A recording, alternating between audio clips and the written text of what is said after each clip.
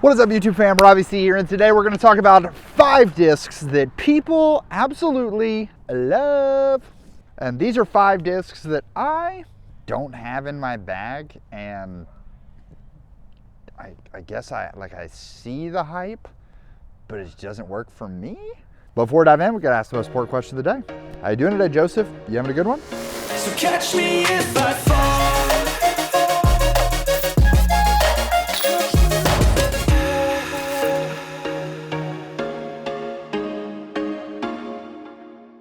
All right, so these are 5 discs that I really feel like they're gonna have some hype around them. They're gonna have some followings, and people's feelings are gonna go ahead and get hurt. So let's go ahead and put disclaimer on the screen. I'm going to give a reason why I think people love these discs, and this is for me personally, and hopefully you walk away from this video with an understanding of how to critique a disc, but also we're gonna give some alternatives and some suggestions. So if you throw the suggestion, maybe try the other one that we're talking about here.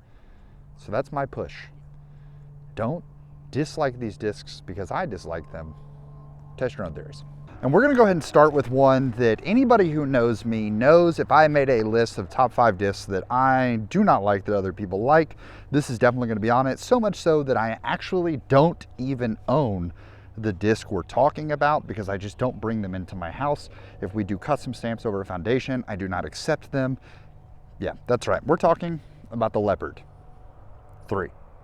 Now, my brief history with the Leopard 3 is that when I got into disc golf in 2012, I received some discs for Christmas that year, as well as my first big disc golf bag. I was just using a little drawstring backpack that I was throwing with and having a good time. But I got myself a disc golf bag. In 2013, I had continued to love disc golf and enjoy disc golf, and so I asked for some discs.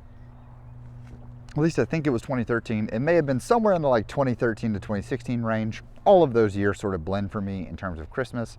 But I know that in particularly, a couple of discs that I got included a Champion Leopard 3. And let me tell you, the flight numbers of a Leopard 3. Well, I don't even have them pulled up. I'm pretty sure it's like a 7.5 minus 2.1. Maybe a 6.5 minus 2.1, but I know that's the Leopard, and the Leopard 3 should be a little bit faster than the Leopard. But this is supposed to be an understable disc that you get to throw, and you get to throw it on some hyzer and watch it stand up and ride straight, and people love it. It's super straight, it's super amazing. There's a world champion, Owen Scoggins. Shout out Mama Owen, who loves the Leopard 3. She throws it incredibly well. And there are so many great people out there who throw the Leopard 3 incredibly well. But the Leopard 3 that I owned was so overstable that it just made me doubt everything about my personality, my ability to throw discs. It made me question why I even come out to the park and play this game. So Leopard 3 instantly went on my no-go list. But I get it. I understand why people want to throw the Leopard 3 because it should be a hyzer flip disc that flies beautifully.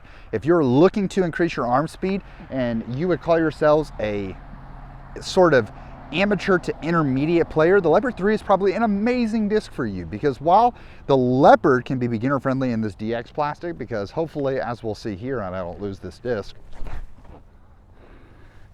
Nope, I did lose the disc. Nope, maybe I threw it far enough. No, I definitely think I threw that in the ditch.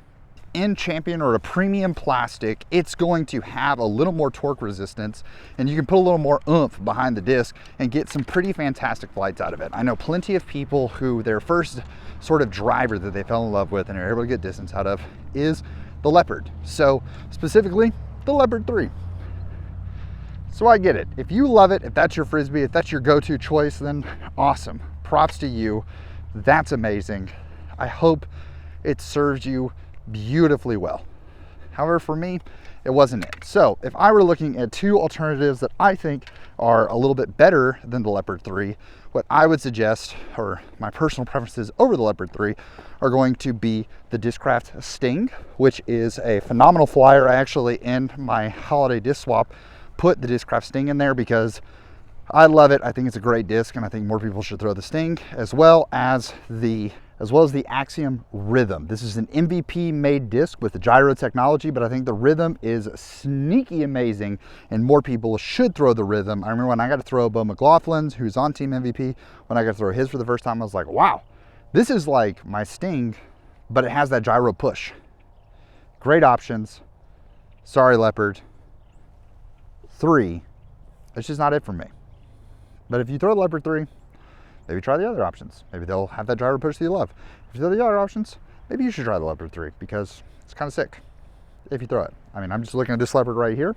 We were trying to throw it super casually to the 200-foot location, and it just stood up and flew beautifully to being 20-ish feet away from the 272-foot location, which is really a win in my book if you ask me, so that's pretty sick. We get the hype, just not for me. Let's move on to number 2. Want to take a quick moment to shout out the sponsor of today's video, Manscaped.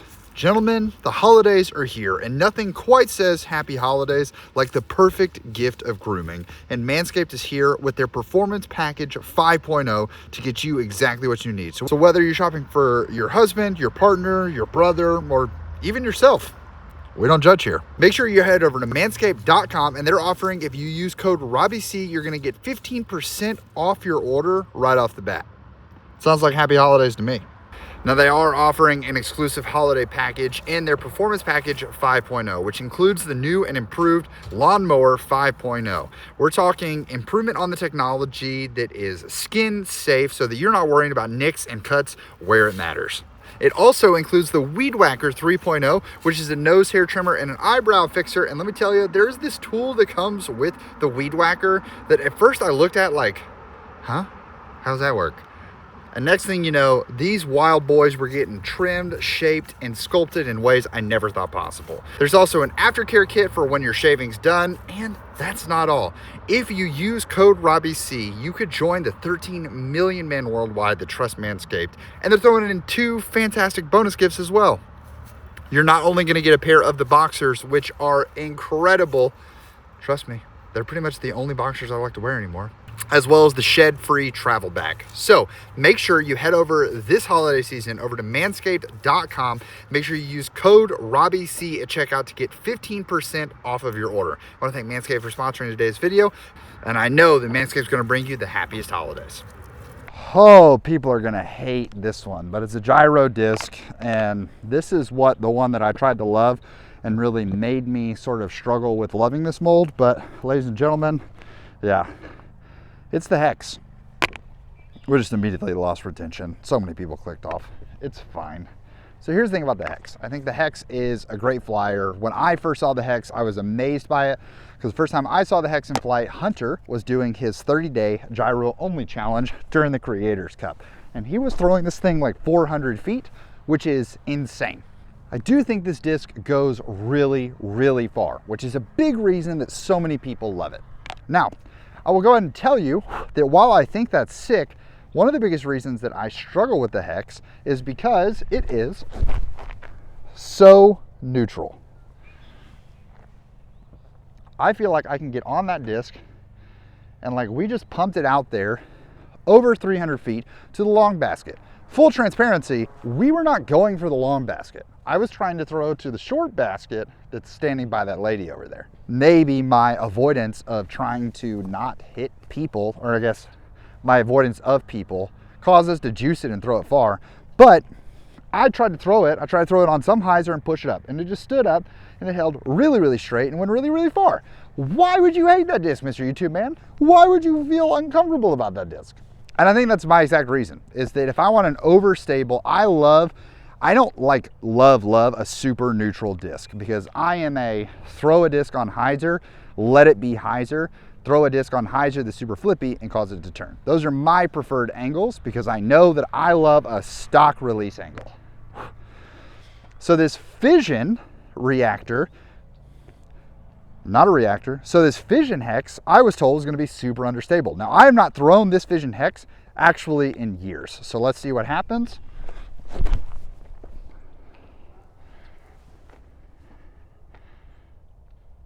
And we just chunked it up on the rocks. Didn't throw it as well as the first one, but it still carried all the way close to the long pin.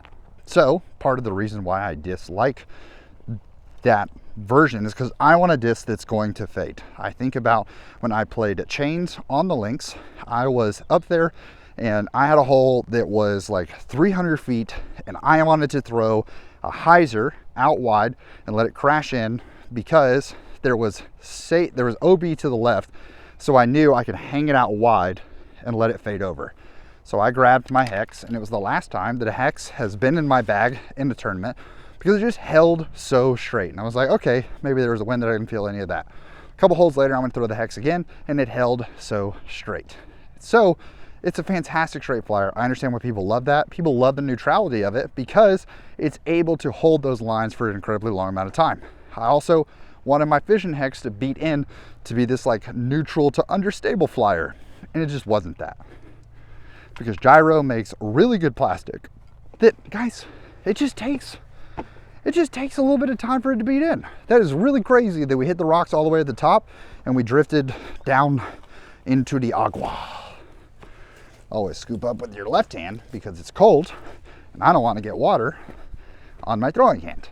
So the Hex, I get the love, I get the hype. I'm not trying to say it's a bad disc. I totally understand everything about it. For me, it's not for me. I prefer something that does the thing a little more.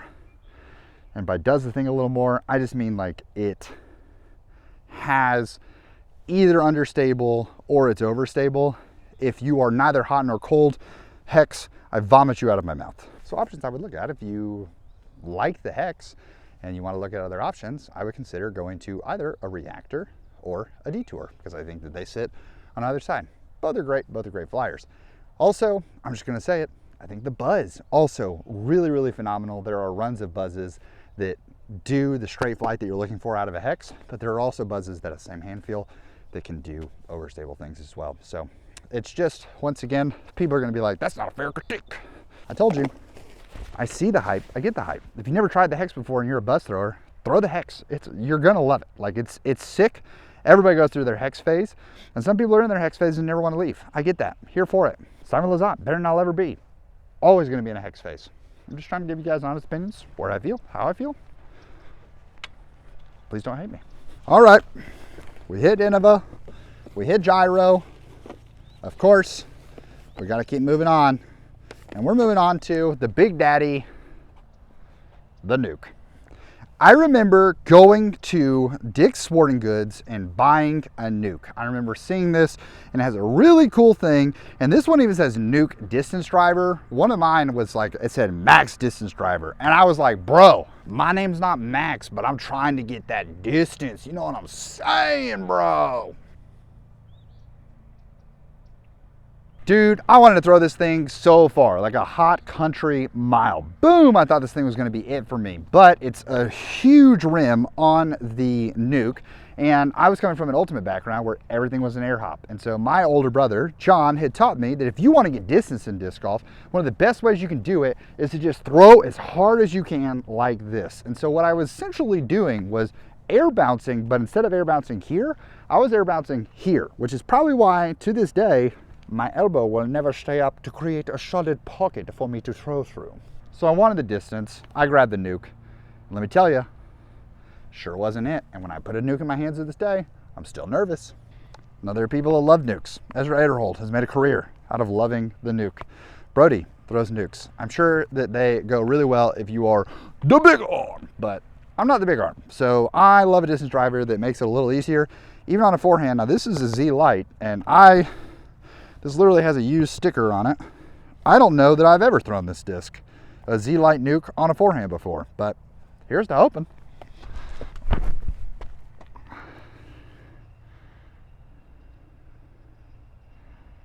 little flippier than we imagined.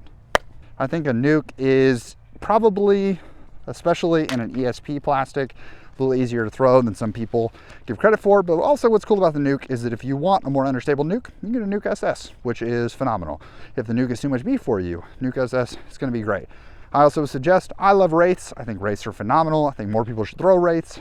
Really great flyer, has that understability to it. There are really flippy runs of Wraiths you can find. There are really overstable runs of Wraiths that you can find. But either can be enjoyable. I get why people love the Nuke, but for me, it's just not it. So, sorry everyone. And unfortunately, we're going back to MVP for number 4 because you might be able to guess what number 5 is.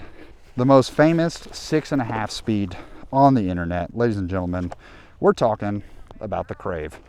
This is a flyer that I feel like for people, the Crave is a sign of a newer, like if you started playing disc golf after 2020, you probably have a Crave in your bag or at one point bagged a Crave, because this disc is one of the first discs that unlocks distance for so many people. It's a great flyer. It can have easy push to it. It is an incredibly neutral disc, and it feels kind of like you're throwing a mid-range, when in reality, you're throwing a driver, you hit that boomstick. And I think, what is there not to love about a Crave, right? If I hit it well, it should stand up for me and have like some really beautiful flights. And that's what happens when you throw it super nose up. But even thrown super nose up, it's not even like it like hard fades. And normally, if you throw a really poor shot super nose up, it's gonna be really punishing. So wait a minute, Mr. YouTube man. You're telling me the disc is not super punishing, it flies far. What's there not to love? What do you not like about the Crave? If I'm being 100% honest, my reasoning on why I don't love the Crave is because I have a hard time, and I see lots of people who bag the Crave have a really hard time deciding when to go from a mid up to a Crave, or when to go from like a 7 or 8 speed down to a Crave, because they feel like, and they do often, throw their 7 and 8 speeds farther than they can throw the Crave, but they also throw their mid ranges somewhat close to the Crave. So it lives in this like 10-foot range that causes some second guessing in the bag. And that's what I dislike about it, is not the disc itself. I dislike the decisions that I feel like it makes so many Crave throwers fall into. So the alternatives that I would give to a Crave, I would step up to a 7-speed. I would throw something like the Cicada. I would step down to a 5-speed, and we already talked about 5-speed options when we were talking about the Hex. MVP people, super triggered because I'm coming after 2 of their flagship molds, and I'm so sorry. I'm just speaking from experience. Once again, this is for me. And even when I bagged a Crave, I felt like I was in the exact same decision-making points of, I just really feel like I can probably get a buzz there, but do I, instead of like pushing a buzz, do I just come off of the Cicada a little bit? Yeah, I could see that. And even at that point, I was throwing Eagles there. Eagle, T-Bird, whatever it may be. Even if you want to go back to the original, perhaps a Leopard 3 would be a good alternative to check out in comparison to the Crave, because it really works for a lot of people. It really works. Our last hole of the video, we said 5 discs that we do not love that other people seem to be really hyped about. This hole is 210 feet. I need to throw it that far, and then I need the disc to just fall out of the sky like a dead duck. Perfect time for a berg. Yeet.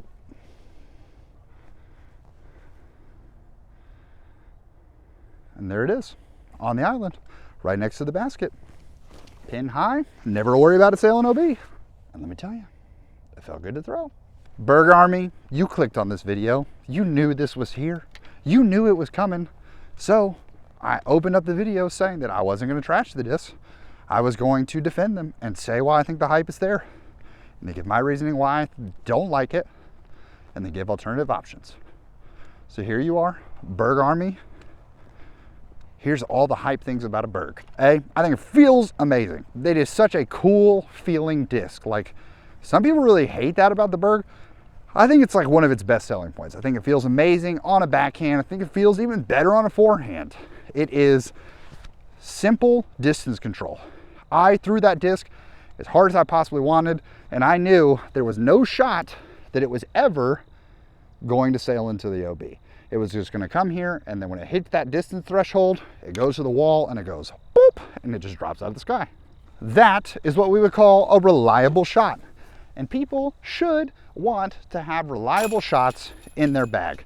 And if you want a reliable shot, you should put a Berg in your bag. I understand the hype, I understand the feel. I think that if you are struggling with your short game approach, Berg could be a disc that you could go to the store, you buy it, you take it out on the course, and you throw it, and by the end of the round, you probably have this disc dialed in exactly to what you want to do. Whether that be backhand approaches, forehand flex shots, whatever it may be. I think the Berg does what the Berg does better than any other disc on the market. And you can clip that. So that's the hype for the Berg. That's why people love the Berg. Why do I not love the Berg? Because personally, I think that the Berg does what the Berg does better than anything else. But that is so few things. I think the reason people fall in love with the Berg and do those shots is a very small scope of things that with a little bit of time and effort into learning with other discs, you can achieve very similar results. Obviously, not as best as the Berg, but very similar results, while also allowing that disc, when you don't need it to do Berg things, to do more, which is, I think, the biggest win for other options. But Berg Nation, Berg Army, I get it. It's a great feeling disc. It's awesome. I would challenge folks to, if you have never tried the Berg, go try the Berg. See what you think. Fall in love with it. I respect Jason so much. I respect Gary Daddario so much. Both Berg throwers, both phenomenal with it. Alternatives that I would suggest, I would look at pretty much any other max weight lid type disc. Those are going to work really well. I think you could move to a watt, would probably be the fastest of the lid type discs that I would look at. But notice I'm saying max weight because I don't think that a glitch fills the same role as a Berg. I want it to be max weight, especially if you're someone who your Berg is there for the forehand approaches, the forehand anhyzer approaches. Maybe it's getting a baseline form of your favorite overstable putt approach disc and using that and beating it in like Precious Child became for abs. Really phenomenal. I think that is a great choice. I think you could also look at the Streamline Range because that is very similar hand feel to the Berg, but if you learn how to throw that nose up, flick of the wrist approach, you're gonna get the same stopping power you get out of the Berg, but then when you want that disc to go a little further, boom, you can throw it differently. So hopefully we didn't offend too many people, although I imagine that's exactly what this video is gonna do. So that's tough, but hey, these are my personal feelings. You can tell that some of them are based on experience with the disc, some of them are based on decision making, and some of them, it just flies different than I want the disc to fly. These are all important factors on deciding whether a disc should go into your bag or not. But the biggest thing that we're looking here is your ability to have fun throwing it, and can you convert, and do you feel like you score better when you have it? And for lots of people, that's the Berg. So throw the Berg, love the Berg. You should love the Berg. You should have it. You should be happy forever. It's just not necessarily for me, just like all 5 of these discs are. But like I said, last word of encouragement, we're ending on this. If you currently bag one of the 5 discs that we talked about, I challenge you, go check out the other options. And if you bag the other options, but you don't bag any of the 5 discs, I would challenge you, go check out the 5 discs. In retribution, I solemnly swear I will go today and purchase a Leopard 3. I will obtain a Leopard 3. Thank you so much for watching. Hope you have an amazing rest of your day. Please make it fantastic for someone else too. But for now, we're going to leave you with the birdie.